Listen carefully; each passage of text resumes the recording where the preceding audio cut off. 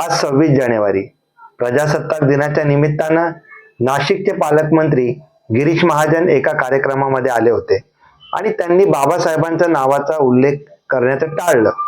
आणि या विचारानं, या अनुषंगानं आमची भीमाची वाघीण अर्थात माधवी जाधव ज्या वन अधिकारी आहे, यांनी त्या ठिकाणी आक्षेप घेतला त्यांच्या भाषणावर की पालकमंत्र्यांनी बाबासाहेबांचं नाव जाणीवपूर्वक टाळलेलं आहे.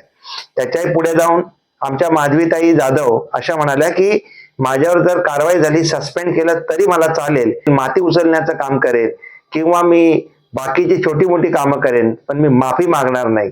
तर आमच्या या भीमाच्या वाघिणीला माझं सांगणं आहे की ताई, कुठे या ईव्हीएम ची पैदास जी आहे, ही ईव्हीएम ची पैदास, यांच्या कुठे नादी लागता? आणि यांना कधी बाबासाहेबांबद्दल आदर होता? ते कधीही असं करणार नाही, ते जाणीवपूर्वक असं करतील. परंतु आपण आपल्या कामावर लक्ष दिलं पाहिजे. आणि जर तुमच्यावर हे लोक कारवाई करत असतील तर संपूर्ण महाराष्ट्रातून तुम्हाला आम्ही पाठिंबा देतो आणि तुम्हाला आम्ही ग्वाही देतो की आम्ही तुमच्या सोबत उभे आहोत. नमो बुद्धाय. जय भीम. जय संविधान.